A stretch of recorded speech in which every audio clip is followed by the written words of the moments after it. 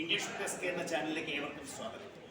കഴിഞ്ഞ ക്ലാസ്സിൽ question ടാഗിന്റെ introduction അവിടെ ഞാൻ ഓക്സിലറി വെർബിനെ കുറിച്ച് പറഞ്ഞു തന്നു. ഈ ഓക്സിലറി വെർബ് ഒരു സെന്റൻസിനകത്ത് ഉണ്ടായിരിക്കും. അങ്ങനെയെങ്കിൽ ടാഗ് നിർമ്മിക്കുന്നതിന് ഓക്സിലറി വെർബ് കൂടിയേ തീരൂ. ആ ഓക്സിലറി വെർബ് ഏതൊക്കെ നേരത്തെ നമ്മൾ കണ്ടതാണ്. ആം ഉണ്ടാകും, ഈസ് ഉണ്ടാകും, ആർ ഉണ്ടാകും, ആമീസാർ, വാസ് ഉണ്ടായിരിക്കും, വെയർ ഉണ്ടായിരിക്കും, ആമീസാർ, വാസ്, വെയർ. ഞാനുണ്ടാകും, ഹാസ് ഉണ്ടാകും, പിന്നെ ഹാവ് ഉണ്ടാകും, ഹാസ്, ഹാവ്, വേറെ എന്താ, ഹാഡ്. ഇനി ആരാ വരേണ്ടേ? ഡു ഉണ്ടായിരിക്കാം, ഡസ് ഉണ്ടായിരിക്കാം, പിന്നെ ആരുണ്ടായിരിക്കാം? ഡിഡ് ഉണ്ടായിരിക്കാം. Do, does, did. വേറെ ആരാ വരിക? Shall, should, shall, should. ഇനി ആര്? Can, would, can, would. ഇനി ആര് വരും? ക്യാൻ, വുഡ്, വിൽ, വുഡ് വരും. ആര് വരും? Will, would. ഇനി ആര് വരും?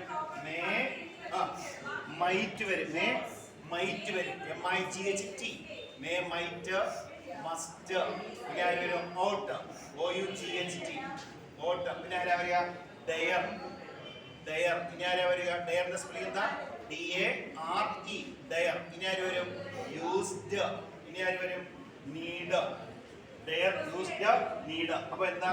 ആം, is, are, was, were, has, have, had, do, does, did, shall, should, can, could, will, would, may, might, must, vote, Dyer, used, need. ഈ പറഞ്ഞ ഓക്സിലറികൾ ഒരു സെന്റൻസിനകത്ത് ഉണ്ടായിരിക്കും.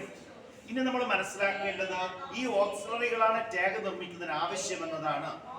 അടുത്ത് നമ്മൾ ശ്രദ്ധിക്കേണ്ടത് തന്നിരിക്കുന്ന സെന്റൻസ് പോസിറ്റീവ് നെഗറ്റീവ് എന്ന് നോക്കണം.